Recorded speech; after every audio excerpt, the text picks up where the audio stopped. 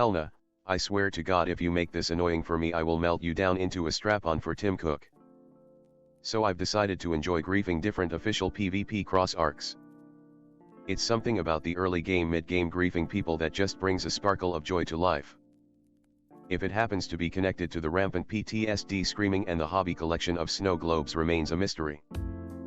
This is CrossArk 11, back in the day I had this thing for joining a CrossArk building some Anne Frank lookalike hideout and living out my wildest fantasies.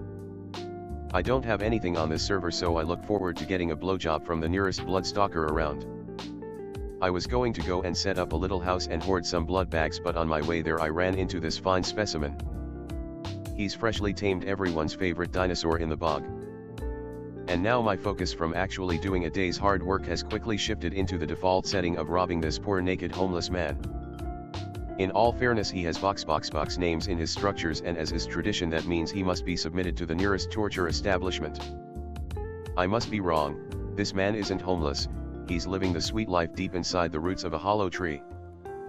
He has however got a crocodile problem but his new pocket rocket will surely solve this. What a champ.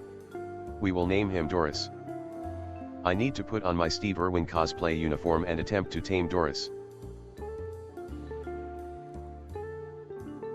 In an attempt to make a connection to Doris I will need to first find a way into the house.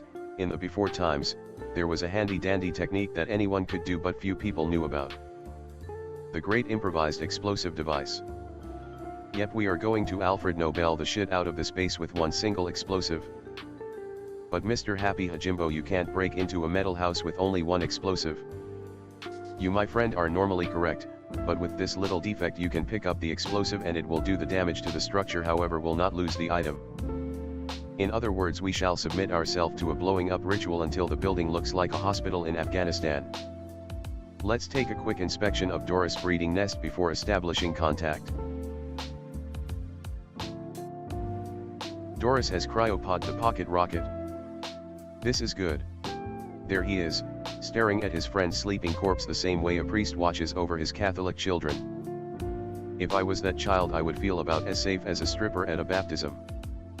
Don't worry, we will save you. Okay, Doris is leaving the biome.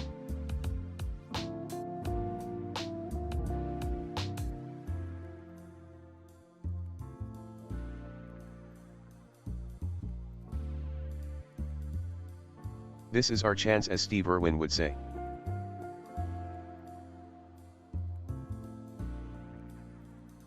Now to place the explosive and simply pick it up.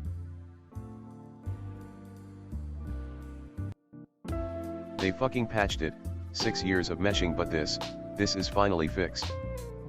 I see you, wild card, I see you. Guess we have to come up with a different strategy. I'm about to rip this Disney movie a new asshole. Time to spend all that stripper money, in other words Genesis points, and buy some Batman equipment. Steve Irwin is joining SEAL Team 6. Nailed the shot like if I was part of a James Bond movie. The protagonist Steve Irwin. My movie would be called Steve Irwin the Savior of Children. I think that would justify nicely what I am about to do with Doris' house if I get inside. Look at that savage down there, he's preparing his mating dance. Oh, he has more than one dinosaur in there. Well, obviously this is still a rescue mission and most certainly not about stealing items. No sir. This base is looking kind of delicious though, I have to say, for someone that is working from rags to riches. He is leaving, I'm about to get yoinked with him to the church basement. I've seen too many movies to know how that ends. Never fight the predator in their own home. They follow no rules. Have you guys read the book, IT, by Stephen King? That McDonald's stain bucket does whatever he wants whenever he wants, shit's horrifying.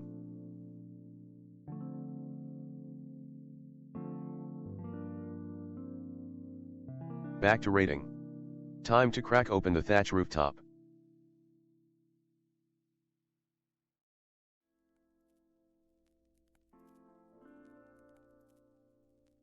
Now just before giving the last hit we need to inspect what we are going to be dealing with. There are 2 turrets, luckily for us we have gone with the chunky build. So we should be able to soak some of these pea shooters with our thick thighs. We did it. Never doubted it for a second. These defenses were about as useful as a glass screen door on a submarine. Now it's time to loot, I mean check in on the child.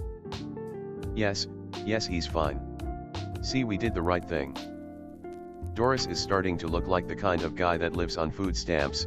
That being said, I don't even have food stamps, so let's just embrace the stuff with open arms.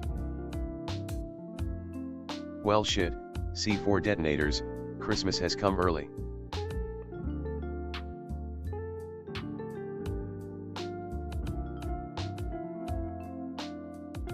Now where did he stash my damn pocket rocket? Found it?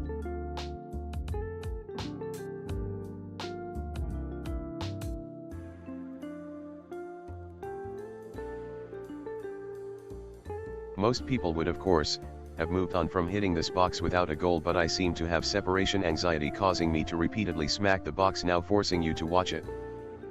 It is good that we suffer together. Slowly we will all become as useful as a coal miner with cataracts.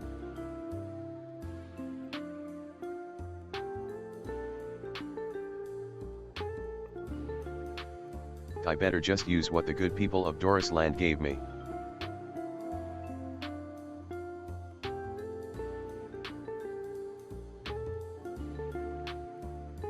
Rags to, well, let's be honest, rags. But at least we got what we came for. I'm quite sure that a starving child in Africa has more carry weight than I do, so I will just be taking my detonators and pocket rocket and leaving.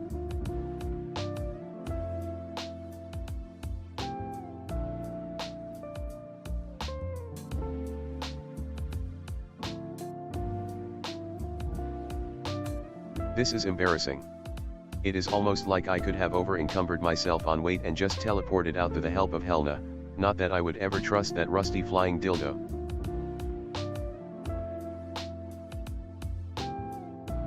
I remember this one time I trusted Helena to get me out, that animal just hovered there like a serial killer watching me. That bitch was about as useful as every single blonde woman in The Walking Dead. Simply put, Helena and I are not buddies. Yoga pant wearing anti-vaccination loving bitch.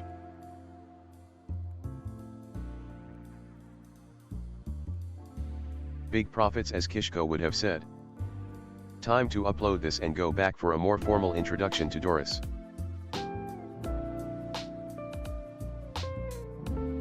We must tranquilize the animal, however Doris has been trained by the church and being shot with narcotics is just a normal Tuesday for him. He locks the door between me and him, making sure that he can enjoy the buzz while it lasts in peace. My greedy ass couldn't just take a proper shot. So hotter than a spoon coming from a heroin addict's house, I take the manly choice and hide on the highest platform available. When the hell did he throw Barney the dinosaur in here?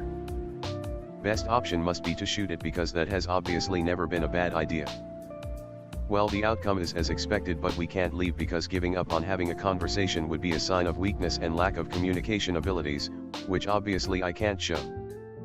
Just like the Undertaker, Doris rises from the same bed his friend is sleeping in and randomly starts swinging his meat stick.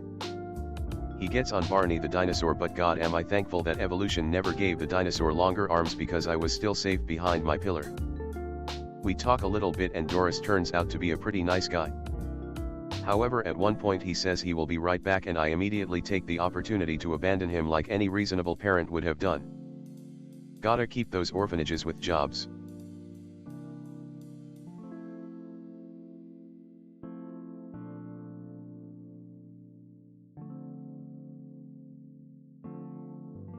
He turned out to be a Russian man who, unlike what the media forcefully shoves down our lubed up throats, was not a monster. He supported gay rights and thought that people should have the right to do as they pleased. Clearly, this man is a KGB spy. Let's be real though, this guy can be as nice as possible, but with Russia's past history, if he offers you something to drink, you might be getting the Alexei Navalny treatment. Personally, I feel better taking my profits and leaving than enjoying a replicated scene from the GIMP moment in Pulp Fiction.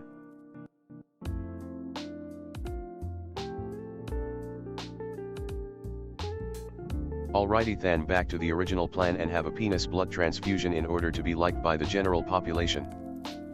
Time to get settled into a rat hole and introduce myself to everyone that currently enjoys CrossArk 11. See you in the next one.